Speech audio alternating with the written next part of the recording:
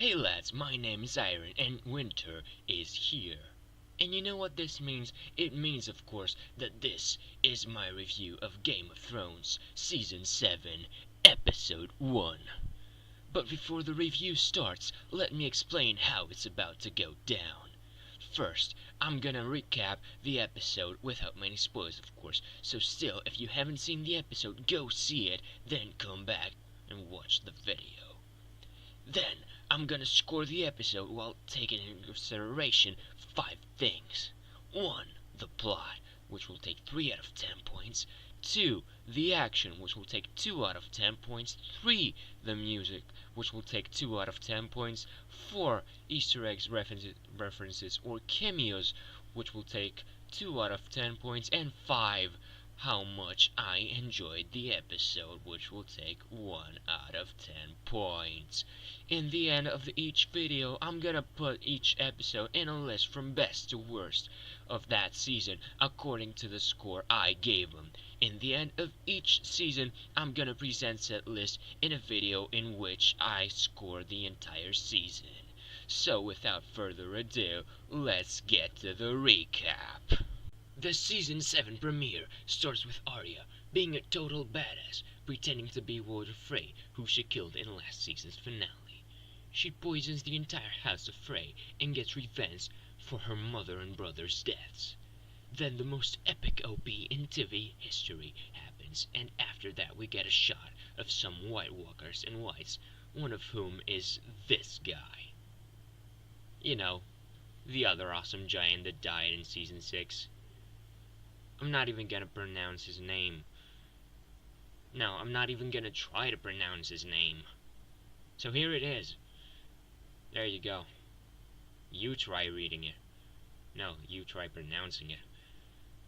I'm gonna continue the recap now. Next, we get Bran and Mira finally getting to the wall as they are greeted by no other than Ed, the new Lord Commander of the Night's Watch. We then go to Winterfell, where everybody's favorite bastard, unless you count Ramsay and Gendry, explains what they need to defeat the White Walkers. Sansa then tries to explain to Jon why he should take the castles of the houses that sided with the Boltons during the Battle of the Bastards back in Season 6. But he doesn't listen to her and enlists the new heads of the houses of Amber and Karstark to their ranks. But before that, we get the other badass of Game of Thrones, Lyanna Mormont, who gets into a debate with the head of House Glover, and of course she wins with the power of Killer Stare. After that, we get another debate scene, this time between Jon and Sansa, which leads to Jon receiving a message by Cersei Lannister, who threatens him to join her or die. The next scene is at King's Landing, where Cersei, the new queen of the Seven Realms, gets herself into a debate against her favorite brother and everybody's favorite one-handed Kingslayer, Jaime Lannister. And in case you didn't know, there are about 30 more minutes and about 3 more debates to cover, because this is Game of Thrones and this is its 7 seasons premiere. Anyways, ranting aside, the debates in this episode are too many, and we gotta cover every last one of them. So let's get back to the story. After the episode's 3rd debate, we see Cersei and Jaime greeting Euron Greyjoy. They talk a bit about Daenerys Targaryen, first of her name, the Unburned, Queen of Meereen, Queen of the Andals and the First Man, Khaleesi of the Great Grass Sea, Breaker of Chains, and Mother of Dragons. Or Dany, as any normal Game of Thrones fan likes to call her. Except you, Rudolph. You're not a Game of Thrones fan. Anyways, I'm getting off topic here. After they talk for a bit, and Euron banters back and forth with Jaime about a previous battle in which they were enemies, Euron proposes to Cersei and gets hilariously turned down. Sure as heck, looks like the new queen is a bit picky, if you ask me. Then, in the next scene, we see Sam in the Citadel's library, and a montage of him literally cleaning old people's shit. After that, he asks Professor Slughorn. Wait, what? Professor Slughorn is in this one? For real? Yeah, sorry. That's a different franchise. No, he asks Archmeister Ambrose about the restricted area which might contain information about how to kill the White Walkers. Well, he should have watched a tutorial video if you ask me.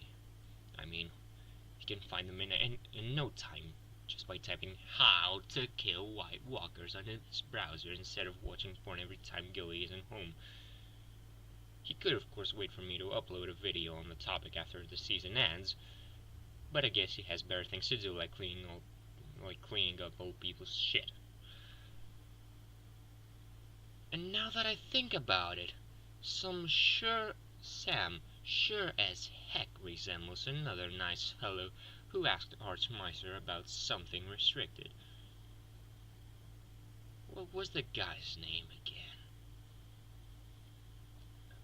Oh, yeah, no, I shouldn't say the name, so let's continue the recap. Well, in the end of the scene, he steals a book from the restricted area, and the scene ends. After that, we go back to Winterfell, where we see Brienne wiping the floor with Podrick's buttocks, and Sansa debating with Peter Littlefinger Baelish. No. Actually, this time they were just talking. But still, the dialogue is too much. But that's basically it for this scene, so let's move on with the next one. And what is it that we get? A main character? Yes. The character's journey through the world? Sure. One of his new companions? I sure as heck hope not. You know why? Because what we get 35 minutes in the episode is Arya casually riding her horse through the woods, meeting a band of soldiers who offer her food. And why are you mad, Iron? What is wrong with this scene, you might ask? Well, I'm gonna tell you exactly what is wrong with this scene. Ed frickin' Sheeran is wrong with this scene. And not only does he have a cameo in this scene, no. He gets to sing as well. And yeah, it was that bad. Anyways, I'm not gonna go more into this scene, so let's move on. Next, we get to see Sandor the Hound Clegane with Beric Dondarrion and his crew finding a small hut as they ride their horses through a snowstorm. They search the place and they sit down. Sandor then proceeds to ask questions about the Lord of Light. The Hound afterwards is asked to look into the fire. He says that the fire showed him a wall of ice, a castle where the wall meets the sea, a mountain that looks like an arrowhead, and the dead marching past. More on that in a second. After that, he buries the dead they found, and we then move to the next scene. In this one, we see Sam reading the book he saw while Gilly is entertaining baby Sam. He finds out that there is a lot of dragonglass in Dragonstone, the first fortress that Targaryen built before they invaded Westeros, and decides that he should tell Jon. He then goes back to the Citadel, where he stumbles into a room where a very familiar friend-zoned person is staying. And during the last scenes of our episode, we see Dany heading to Dragonstone, which will act as her temporary base of operations this season. She proceeds by walking into the fortress, and when she enters the keep, she takes down Stannis' banner. The episode ends with Dany in the map room with Tyrion. Now, since the recap part is over, let's move on to the review part. So let's start with number 1, the plot. The plot of this episode follows the standard first episode of the season formula, which is give the viewers a look at the returning main characters and introduce new ends of this season and show the viewers what their motivations for this season will be. For John, that is binding the North after it was broken in previous seasons and finding a way to beat the White Walkers.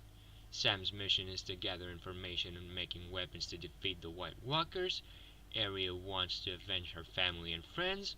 Bran is to move towards Winterfell to help Jon. Cersei wants to gain more power. Jaime's motivation is to save his sister from the monsters she has become. Euron will search for a gift to give Cersei so he can gain more power as well through her. And Dany wants to take what is rightfully hers. A huge turnout for me was the huge amounts of dialogue. While it is good for TV shows to explain things through dialogue and not through exposition or a narrator, I personally felt like turning the screen off because the heavy dialogue was too much and because I felt exhausted by all the information given to me in such a short time. The things that saved the episode for me, though, were the scenes where Sam, Euron, and Lyanna were present. Scenes like Sam's montage or the chemistry between Jaime and Euron. In their case, you're told that the two have history, and the fact that Euron wants to marry Cersei pisses Jaime off, which adds more to the tension between the two. I also want to talk about the first scene in Winterfell, where Jon wants to put everyone to work, even women and children, in order to stop the threat north of the Wall. And when there's doubt in the people present about whether Jon is fit to be king when he makes decisions like these, young Lyanna Mormont steps in to clear everyone's doubt by telling them in her own way, also known as killer stare, that Jon is right and that moment builds a base in which Jon will rebuild their trust by adding houses Amber and Stark to their ranks. Two houses that opposed him last season in the Battle of Bastards. Then there is the editing of the episode. The story runs smoothly during the scenes in the way they're cut and glued together, from the moment the episode starts with Arya killing the Freys to the moment it ends with Dany saying to Tyrion, "Shall we begin?" Which not only shows that Dany is determined to get what she is rightfully hers, in the form of the Iron Throne, but is also symmetric to last season's finale, which ended again with Dany, but that time she was starting her journey to Westeros, when now she is here and she is ready to do whatever is necessary to get what she wants. So, to give a score to the plot, I would have to give 2 out of 3 just because the episode was so dialogue heavy. Then, moving to number 2, the action. This episode had 0% of action, unless you count the first scene, but since I'm going to only count action according to the main focus of the show, I'm gonna give a 0 out of 2 for this episode, since the show is in general described as an action and fantasy show. Moving on with number 3, we have music and effects. For the music, I would give a solid 10 out of 10 if I was to score it out of 10, but since number 3 is scored out of 2, I'm gonna give it 1 out of 2 for the spectacular music in the opening and during the episode. I'm also gonna give another 0.5 out of 2 for the effects in the scene with the White Walkers and the one with the dragons, and that brings us to 1.5 out of 2. Now, with 2 more categories to score, let's head to number 4. Easter eggs, cameos, and references. Firstly, Easter egg wise, we have the cat's paw Valyrian steel dagger showing up in one of the books Sam stole from the restricted area. Cat's paw is the dagger that was used by the assassin that tried to kill Bran back in season 1, and since then is carried around the waist of Peter Baelish. We also learn that Arya will obtain this dagger later this season through some promo pics. Then we have the Hound's vision, where he states the following: Ice. A wall of ice. The wall. It's where the wall meets the sea. There's a castle there. There's a mountain. Looks like an arrowhead. The dead are marching past. Thousands of them. Now, this vision clearly foreshadows something. If I was to assume the part where he talks about a mountain shaped like an arrowhead was referring to the Hound's brother, Gregor the Mountain Clegane, it would have to be perhaps because the Mountain's new armor's helmet resembles an arrowhead. And if it is that, then this phrase clearly foreshadows the long-awaited Clegane Ball that happened in the books where the Clegane brothers fought. But that would be in a perfect world where Stannis is still alive. But since this is not that perfect world, then this vision most likely foreshadows an action scene that we know will happen through the trailers. The vision talks about hundreds of dead marching past. This definitely refers to the White Walkers moving beyond the wall, which means that when that big action scene comes, at the last episodes of the season, the last lines of defense will fall, or Jon's forces will have to retreat, and the White Walkers will be able to go beyond the wall.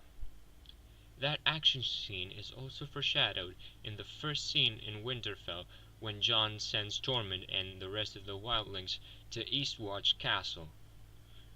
Anyways, not wanting to touch more on the matter for spoiler reasons, and because the time is running up, I'm gonna brush off the rest of the references, cameos, and Easter eggs. So, for references, we have the Voldemort reference when Sam talks with Archmeister Ambrose, and the season 3 or 4 reference when the Hound buries the bodies of the man and his daughter, who let the Hound and Arya stay at their hut back in that season.